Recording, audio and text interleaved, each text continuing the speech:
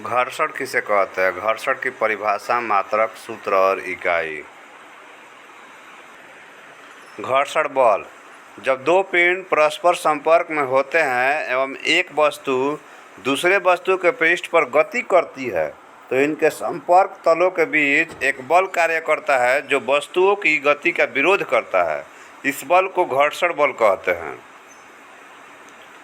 घर्षण बल का उदाहरण। घर्षण बल के उदाहरण द्वारा अच्छी तरह समझा जा सकता है। मान लीजिए कि एक मेज है जिसके ऊपर कोई वस्तु रखी है। यदि हम वस्तु को किसी वेग से धक्का दें तो वस्तु कुछ दूर चलने के बाद रुक जाएगी या विरामावस्था में आ जाएगी। तो ध्यान देने वाली बात यह है कि वस्तु क्यों रुकी। चूँकि हम जानते हैं कि किसी भी गतिशील वस्तु को रोकने के लिए एक बाह्य बल की आवश्यकता होती है। अतः इस प्रकार स्पष्ट होता है कि वस्तु तथा मेज के संपर्क तलों के बीच एक बल कार्य किया है जो इनकी गति का विरोध करता है। इस बल को ही हम घर्षण बल कहते हैं। घर्षण बल के प्रकार।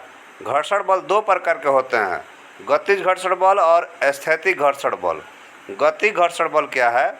जब दो वस्तुओं के बीच परस्पर गति होती है तो इन वस्तुओं के बीच एक बल आरोपित हो जाता है जिसे गति घर्षण बल कहते हैं। अर्थात ये भी कह सकते हैं कि दो वस्तुओं के बीच उनकी गति के कारण उत्पन्न बल को गतिज घर्षण बल कहते हैं। इसे एफ के द्वारा सूचित किया जाता है। एफ के बराबर म्यू के आर। म्यू के एक नियतांक है जिसे गति घर्षण गुणांक कहा जाता है। स्थैतिक घर्षण बल। जब दो वस्तुएं एक दूसरे के संपर्क में होती है तो उनके बीच कोई गति नहीं होती है, अर्थात वह विरामावस्था में होती है, तो इन वस्तुओं के बीच आरोपित बल को स्थैतिक घर्षण बल कहते हैं। यानी कि दो वस्तुओं के बीच उनकी विरामावस्था के कारण उत्पन्न बल को स्थैतिक घर्षण बल कहते हैं और इसे एफ एस द्वारा सूचित किया जाता है। तो F S equal to formula होता है म्यू एस आर, यानी म्यू एस एक नियतांक है जिसे स्थैतिक घर्षण का गुणांक कहते हैं। घर्षण के नियम।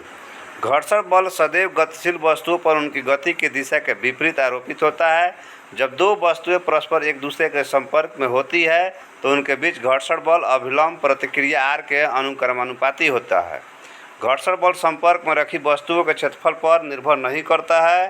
घर्षण बल सदैव संपर्क में रखी वस्तुओं के बीच उनकी गति का विरोध करता है।